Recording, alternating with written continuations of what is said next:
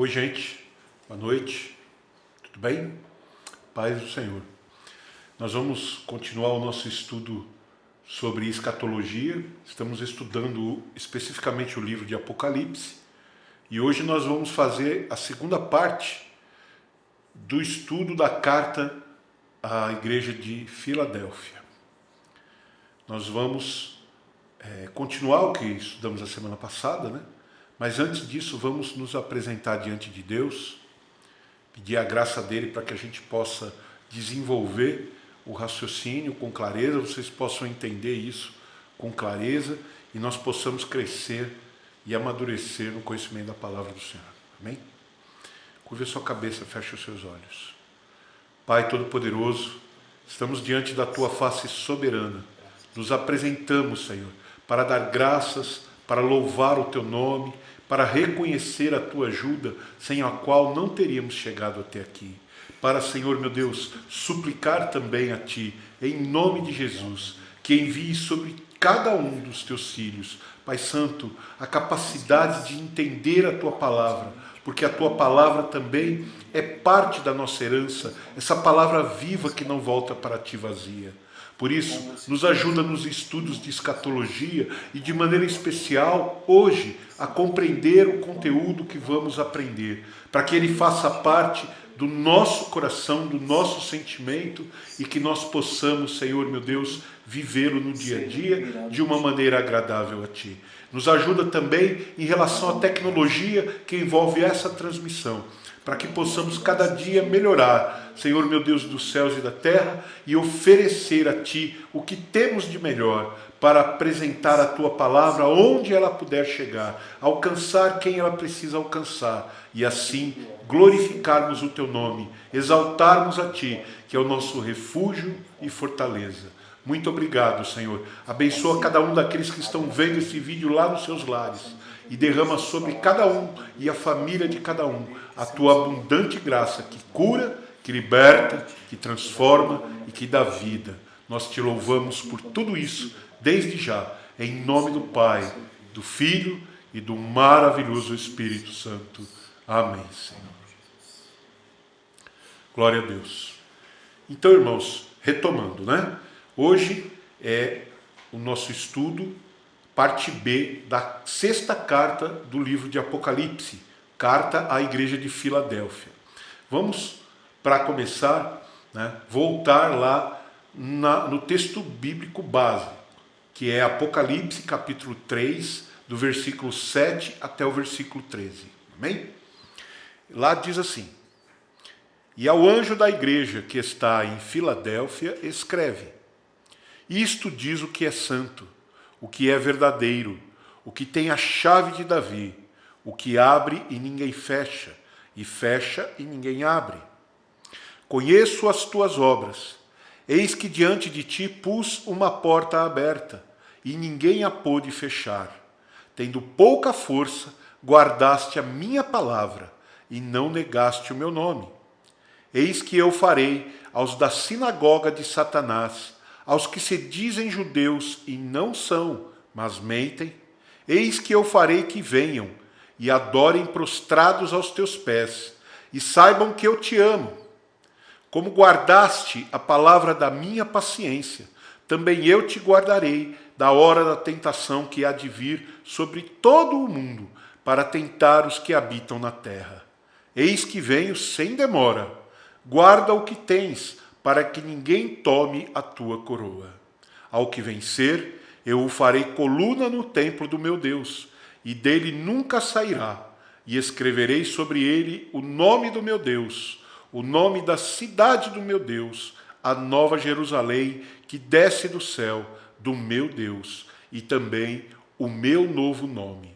Quem tem ouvidos, ouça o que o Espírito diz às igrejas. Amém? Então nós já vimos, na semana passada, no estudo da semana passada, que essa carta segue a mesma estrutura das outras, né? Aqueles 7 itens. E Jesus se identificou a esta igreja. Depois ele disse o que ele aprovava nessa igreja. Essa é uma igreja que não tinha repreensões, não tinha condenações, apenas uma advertência para que continuassem, para que permanecessem, né, naqueles pontos que o Senhor havia ensinado a eles. Ok? Então, nós já vimos que há muitos pontos importantes e por isso nós dividimos essa carta em 2 dias de estudo. Vamos então continuar, né?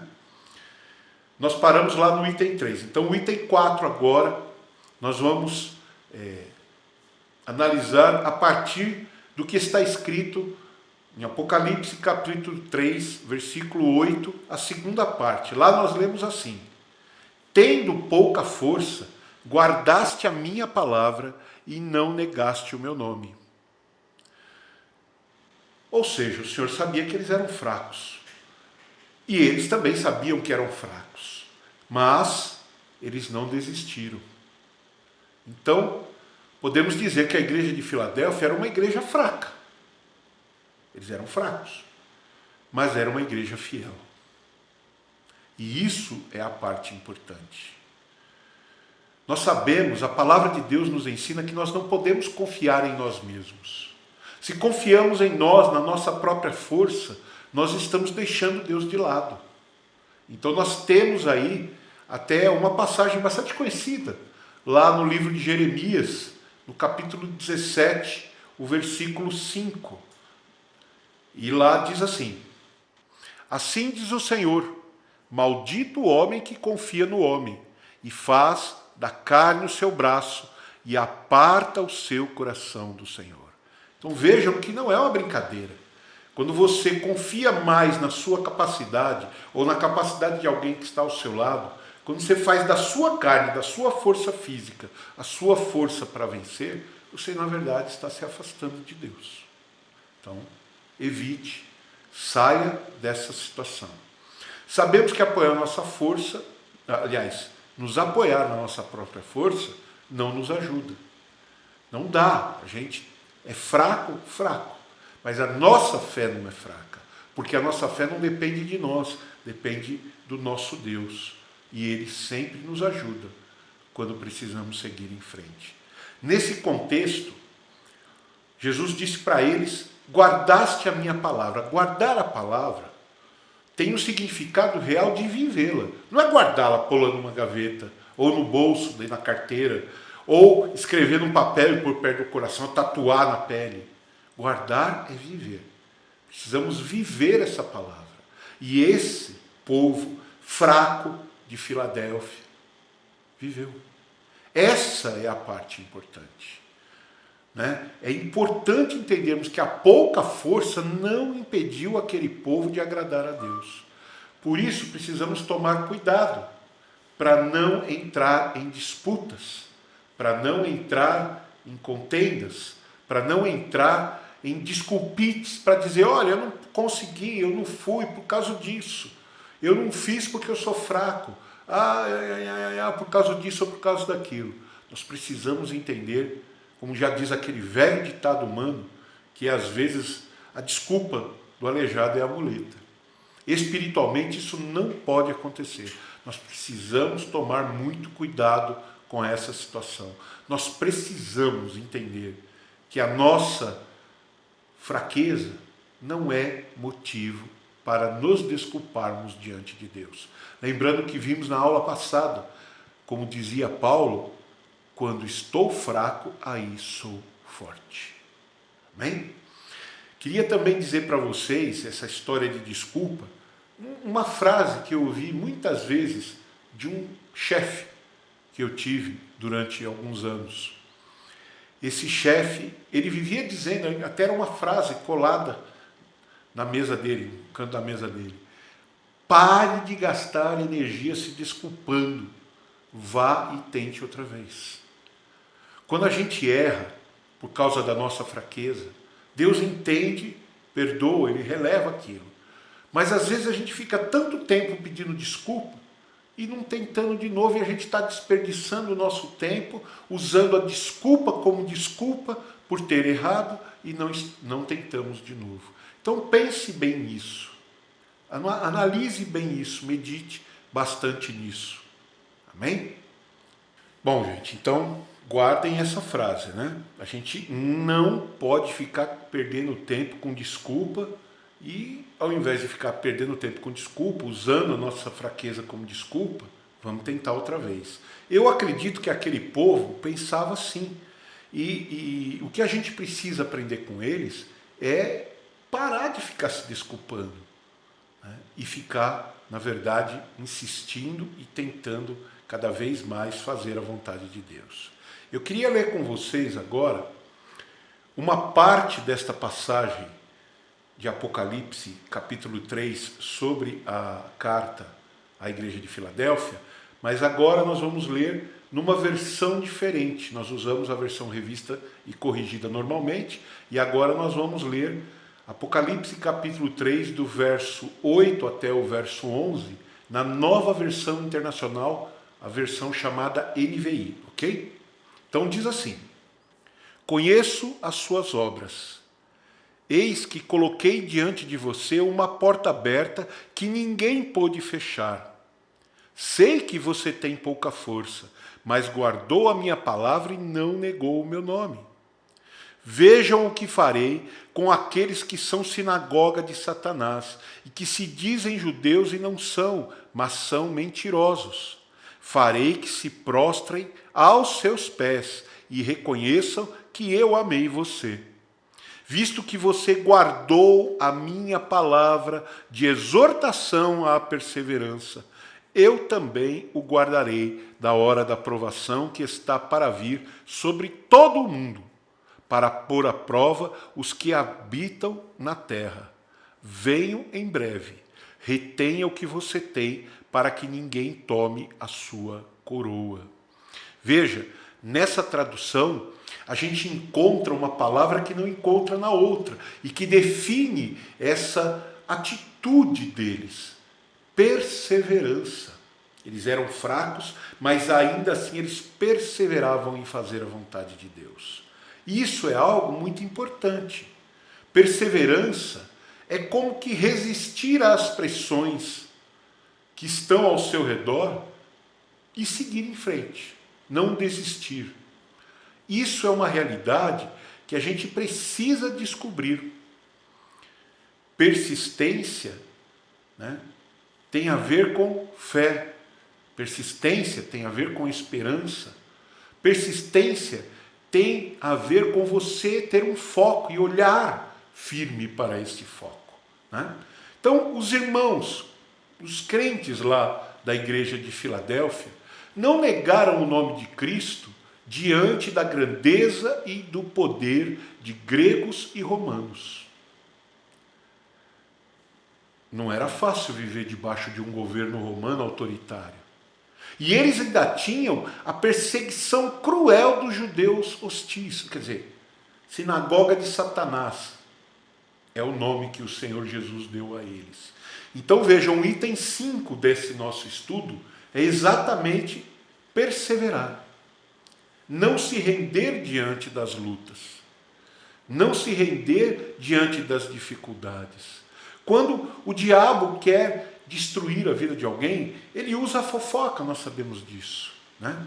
Ele usa o encanto, ele tenta atrair, ele tenta trazer, fazer com que você se interesse por coisas que na verdade não te servem para nada. Ou ele tenta escarnecer de você, te humilhar, te judiar. São as duas principais armas de Satanás. E você acha que esse povo pobre, quase miserável, muitos escravos lá de Filadélfia não enfrentaram essas coisas? Enfrentaram. Era difícil, mas eles persistiam em tentar fazer a vontade do Senhor. Não se esqueça, isso nos torna agradáveis a Deus. Então, eles não negaram o nome de Jesus. Não negar o nome de Jesus não é apenas dizer diante de um carrasco: não, eu não aceito, ele não é meu Salvador. Não é isso. É não negá-lo com a atitude no dia a dia. Porque não adianta você falar bem de Jesus se a sua boca diz uma coisa e a sua atitude diz outra. Lembre, Jesus nos ensinou: seja o vosso falar sim, sim, não, não. O que a sua boca diz, a sua atitude tem que dizer. Tudo que passa disso é de procedência maligna, ou seja, é mentira, é engano, é confusão, é discórdia, é desavença, é traição, coisas que não edificam. A igreja e os indivíduos que compõem a igreja, mesmo aqueles mais fiéis, para não dizer que principalmente eles, não estão isentos de lutas, de dificuldades, de crises. Esse povo passou pelos mesmos momentos que outros moradores da cidade passaram, mas eles não deixaram de crer em Jesus. Eles não deixaram de confessar o nome do Senhor, de guardar, ou seja, de pôr em prática a palavra do Senhor no dia a dia, mesmo quando estavam ali nos momentos de luta. Eles confessavam diante das lutas, confessavam que a vida deles estava na mão de Cristo, confessavam que o Senhor era o Deus da vida deles e que a vida deles pertencia ao Deus Todo-Poderoso. Então isso, mesmo numa condição precária, isso se chama render-se, isso se chama ser submisso, isso tem a ver com perseverar, isso tem a ver com depender de Deus. Nós precisamos entender, tanto naquela época como agora, o segredo é segurar firme nas promessas do Senhor, porque as promessas do Senhor não caem por terra. E Ele prometeu que aqueles que confiam nele jamais serão confundidos, jamais serão enganados.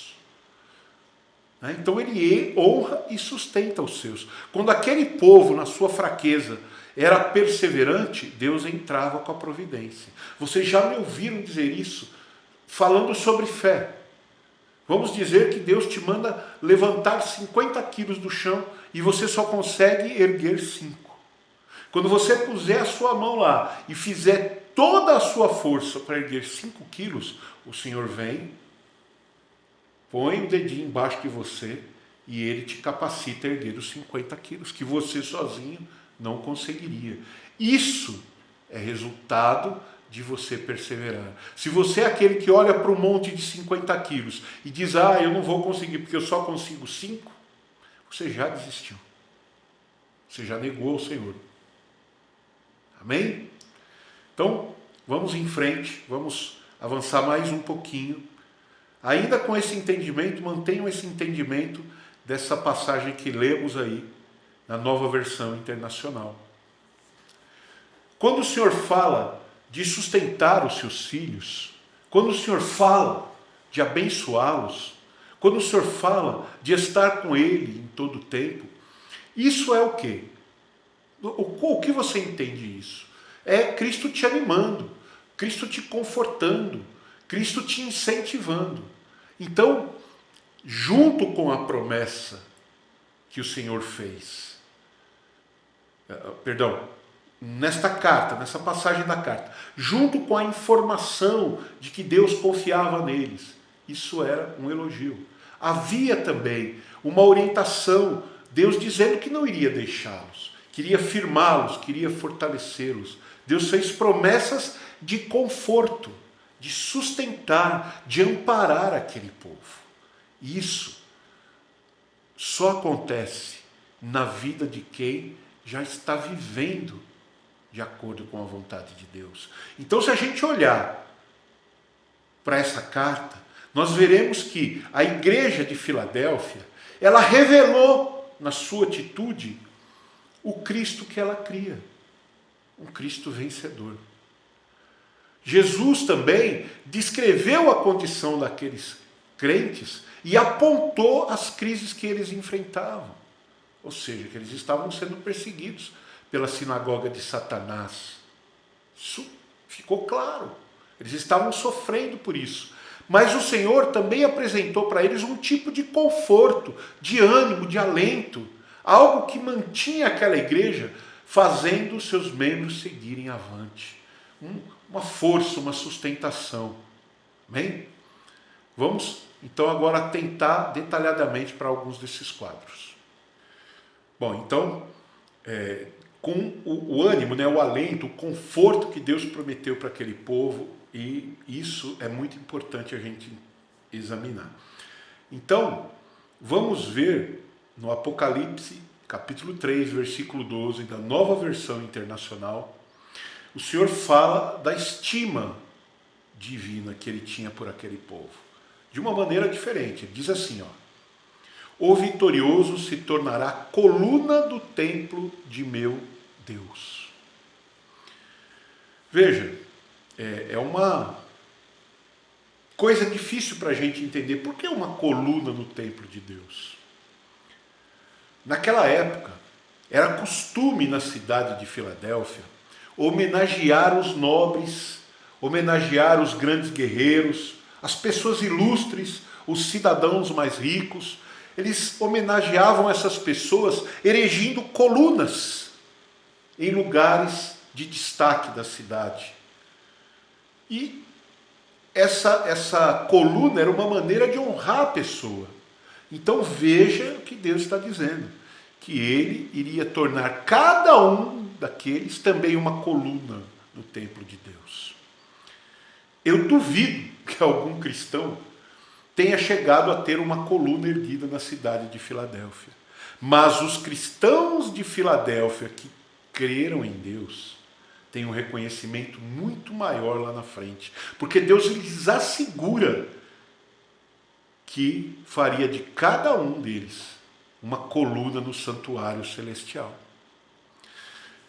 Isso é importante a gente olhar para a nossa realidade, porque as chances do mundo nos estimar, nos reconhecer, nos valorizar são mínimas. Mas Deus vê tudo que a gente faz, cada detalhe, motivo, qual a nossa intenção. Por isso, nós sempre destacamos a importância daquela palavra de Eclesiastes, que diz que tudo que chegar às nossas mãos para fazer, devemos fazer da melhor maneira. Então, não importa se você é fraco, o que você pode fazer, faça da melhor maneira. Lembre-se do exemplo do açúcar. Deus mandava você erguer um pacote de 50 quilos de açúcar. Você talvez não consiga. Mas se você conseguir erguer apenas 5, e fizer a força de erguer 5, indo lá e obedecendo, os outros 45, Deus dá um jeito. Nem que ele tiver que dividir em 200 prestações para você poder carregar. Mas ele te alivia, ele te ajuda. Lembre-se, o fardo dele é leve, o jugo é suave. Então lembre-se dessa palavra. Tornar-se coluna no templo de Deus não é algo simples. É algo para aqueles que realmente alcançam destaque e são reconhecidos aos olhos de Deus. Amém? Continuando, nós temos mais algumas coisas que o Senhor falou. Para, digamos assim, dar essa interpretação melhor a esse assunto, vamos ler algo que o apóstolo João deixou registrado, tá? No livro de João, capítulo 12, versículo 26. João, capítulo 12, versículo 26. Olha como o Senhor Jesus disse: se alguém me serve, siga-me, e onde eu estiver, ali estará também o meu servo. E se alguém me servir, meu Pai o honrará. Então, isso confirma esta promessa feita aos crentes de maneira geral, e que de maneira específica foi anunciada ali àquelas pessoas, né, na revelação do Senhor a elas, na carta à igreja de Filadélfia.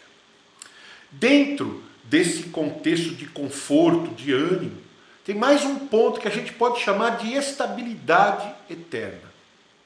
Veja, ainda no Apocalipse, capítulo 3, versículo 12, da Nova Versão Internacional. Lá diz assim: o vitorioso se tornará coluna do templo de meu Deus, de onde jamais sairá. Veja, naquela região da Ásia, onde estava Filadélfia, era uma região muito muito sujeita a abalos sísmicos. Por quê? Estavam no pé de um vulcão, então tinha muito terremoto. Volta e meia o vulcão entrava em erupção e enchia a cidade de lava. Depois, a gente sabe na história, né, a cidade foi destruída por um terremoto muito forte. Lá pelo ano 16 depois de Cristo. O que isso quer dizer? Quando você destrói uma cidade, não é apenas um ou outro prédio, aquilo vira tudo caco. Vocês acham que eles iam lá de novo erguer aquelas pedras, aquelas colunas em honra àquelas pessoas? Talvez eles fizessem novas colunas para as pessoas que estavam se destacando agora, mas aquelas pessoas talvez já tenham sido esquecidas. Mas a nossa estabilidade no céu é que nós, uma vez feito colunas lá, jamais sairemos de lá. Isso é estabilidade. A certeza de que não importam os problemas, não vão nos afetar lá. E essa promessa era um conforto muito grande para aquelas pessoas, como deveria ser para nós, porque não importa o que vai acontecer no mundo, a nossa casa celeste não será abalada. A nossa morada eterna não será abalada. E isso é maravilhoso. É obra e graça do nosso Deus eterno. Também falando em Deus eterno, está subentendido aí uma outra qualidade de conforto, que é exatamente a eternidade. Veja, Apocalipse 3:12, nova versão internacional. Escreverei nele o nome do meu Deus, e ele será cidadão da cidade do meu Deus, a nova Jerusalém que desce do céu, da parte do meu Deus. E também escreverei nele o meu novo nome. Veja, uma cidade nova, eterna, inabalável, interminável. Uma vida eterna com Deus na eternidade. Não é 5 minutos, não são os problemas que vivemos aqui que devem nos importar, mas sim a eternidade que nos espera. E isso, aquele povo fraco, aquele povo miserável, aquele povo de escravos, entendeu e viveu de maneira a agradar a Deus. Que maravilhoso saber que Deus espera isso também para nós. Nós também fomos chamados para ser coluna no santuário celestial. Uma coluna que jamais sairá de lá. E mais do que isso, Ele vai escrever em nós o nome do nosso Deus e Pai. Fazer de nós um cidadão da cidade eterna, desse Deus eterno. Isso é amor. Um amor que conforta, que acalenta, que sustenta, que ampara. Fala de uma eternidade que o ser humano não entende. Essa promessa é para aqueles que amam a vinda do Senhor, que estão cada dia esperando a sua volta. O mundo, a maldade, os homens, as tragédias, eles podem até nos soterrar como soterraram aquelas colunas, mas aquelas colunas eram humanas.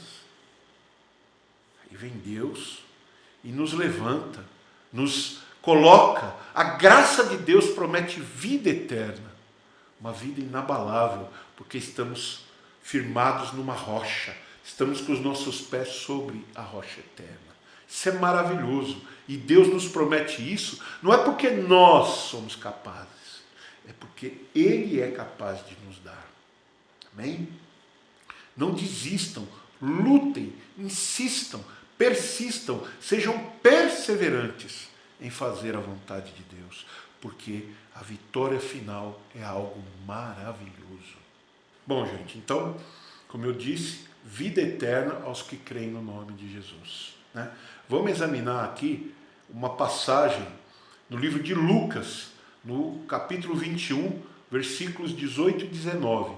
Nós vamos ler primeiro na versão revista e corrigida, depois nós vamos ler na nova versão internacional, para a gente ter uma dilatação do nosso entendimento, né? Então, Lucas 21, 18 e 19, na versão revista e corrigida, diz assim: mas não perecerá um único cabelo da vossa cabeça. Na vossa paciência, possuí as vossas almas.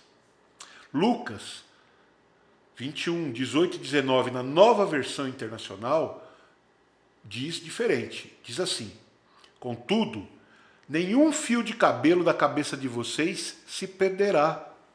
É perseverando que vocês obterão a vida.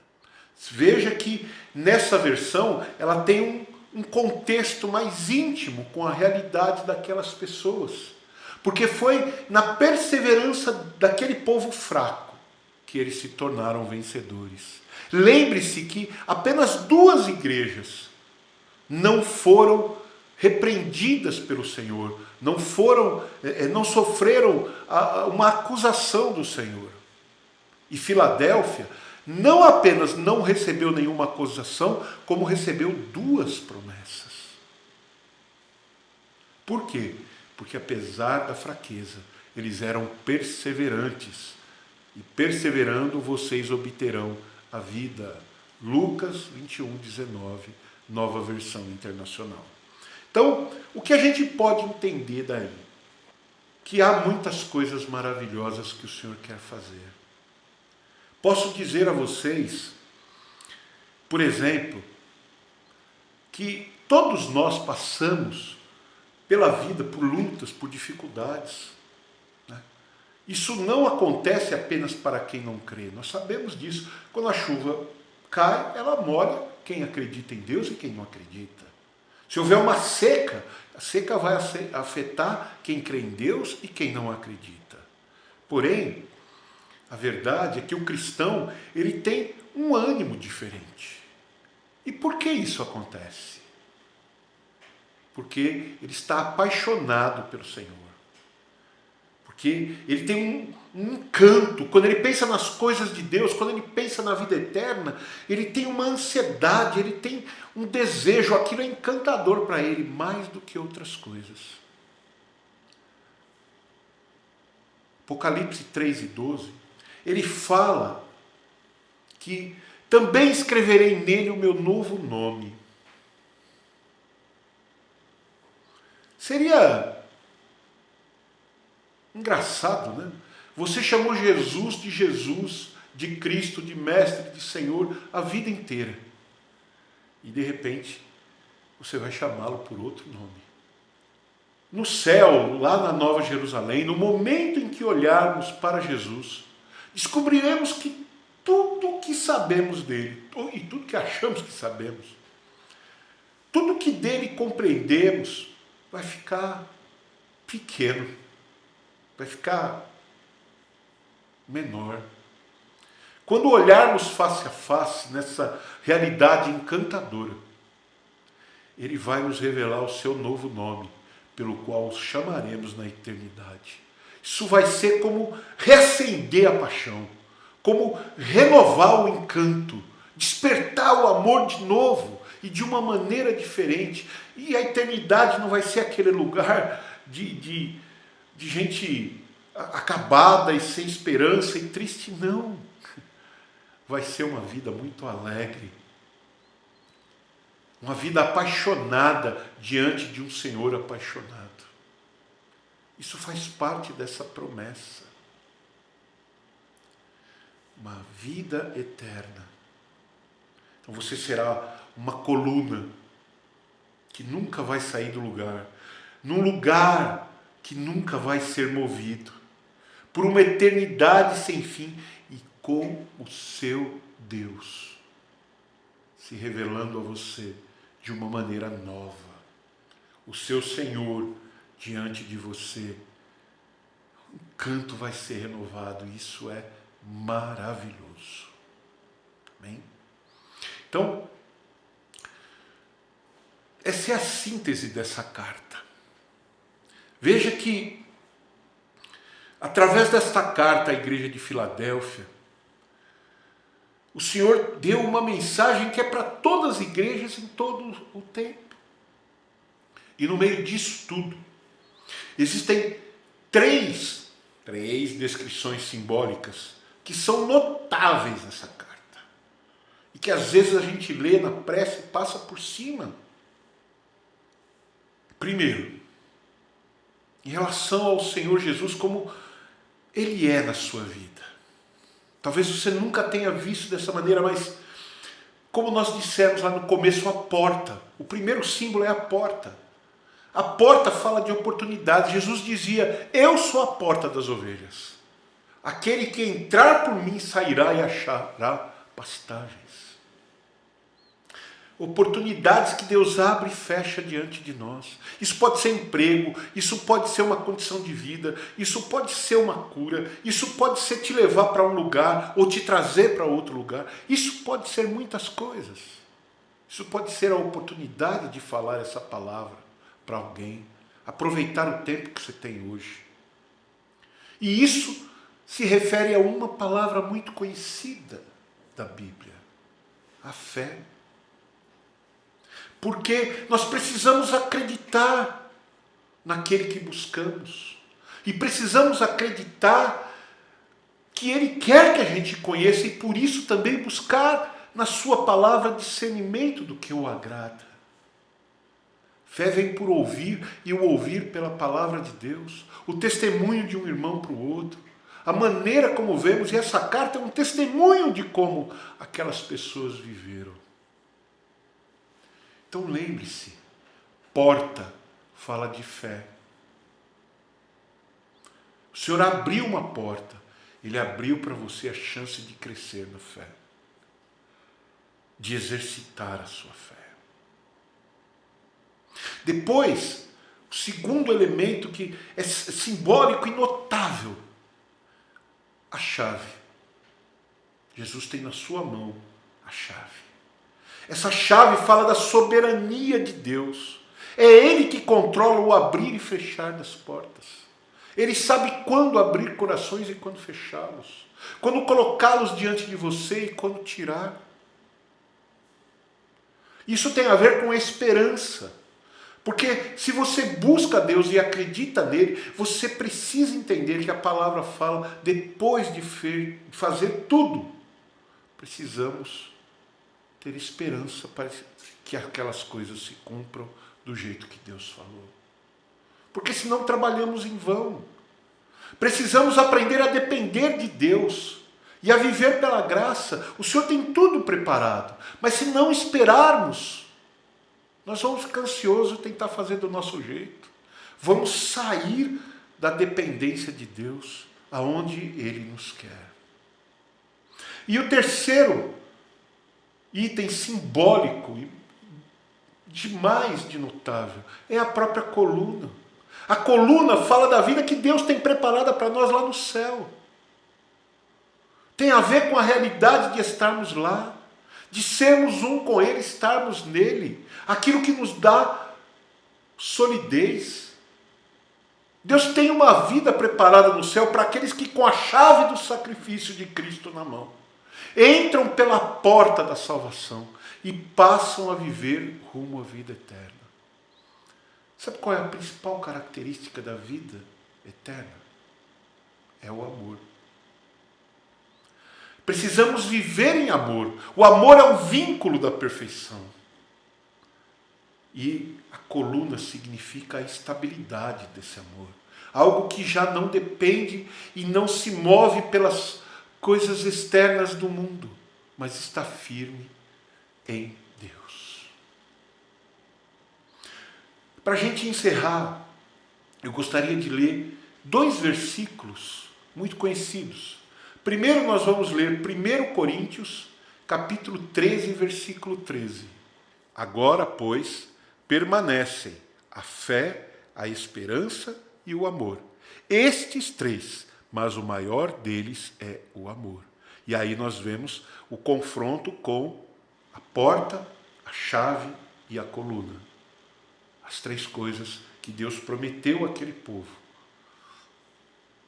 tem a ver com as coisas que Ele preparou para que vivêssemos nela. Como eu disse, o amor é o vínculo da perfeição. Vamos ler então Colossenses capítulo 3, versículo 14. Lá diz assim: E, sobre tudo isso, revesti-vos de amor, que é o vínculo da perfeição. Filadélfia nos ensina que igrejas e indivíduos devem viver a vida cristã aqui e agora, mas de forma perseverante, com a chave na mão. A chave é o sacrifício de Cristo. Tudo que pedirmos em nome do Senhor, seremos ouvidos, desde que não peçamos algo que seja apenas frivolidade.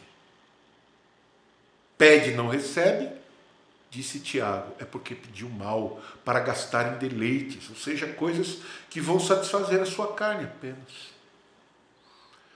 Deus sabe das nossas necessidades, das nossas lutas. Ele tem saídas para nos dar, Ele tem portas para abrir, e a chave está na mão dele. Quando você depende de Deus, Ele move a chave com mais facilidade na sua vida do que quando você não depende dele. E quando você ama, você está se tornando muito mais dependente de Deus.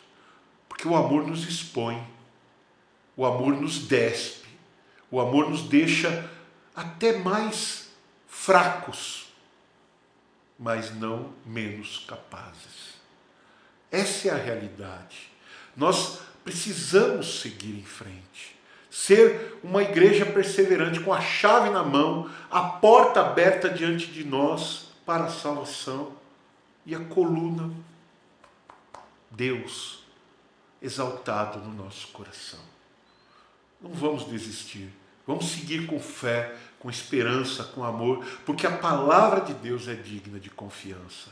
Essa carta, todas as outras também, mas essa carta em especial, ela traz um alento para aquela pessoa que olha para si mesma e fala: eu não sou capaz, eu sou fraco, eu não vou conseguir. Aquelas pessoas também eram. Aquelas pessoas também eram fracas. Aquelas pessoas também por si mesmas não conseguiriam. Mas elas foram perseverantes.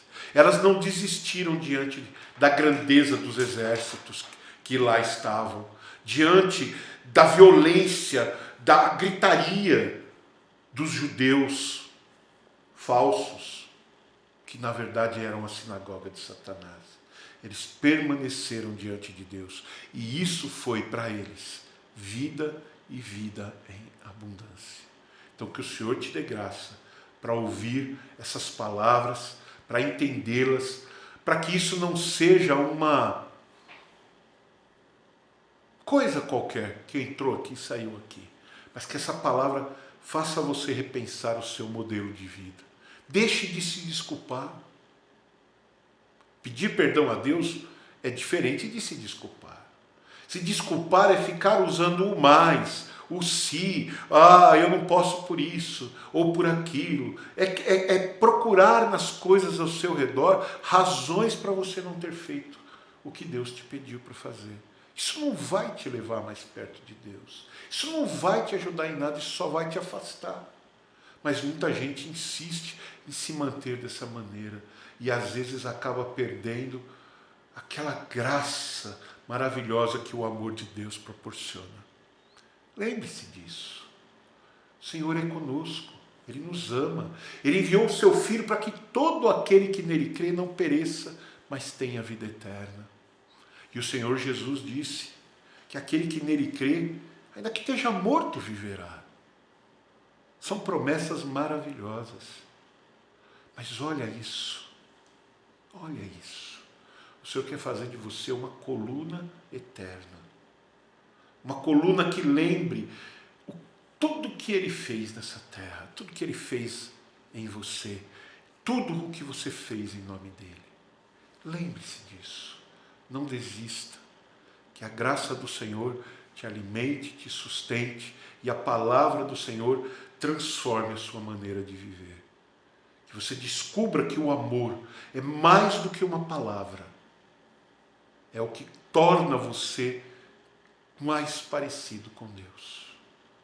E o que o Senhor tem para você é fé. É uma porta aberta. É esperança. É uma chave que Ele tem que abre qualquer porta. E é amor.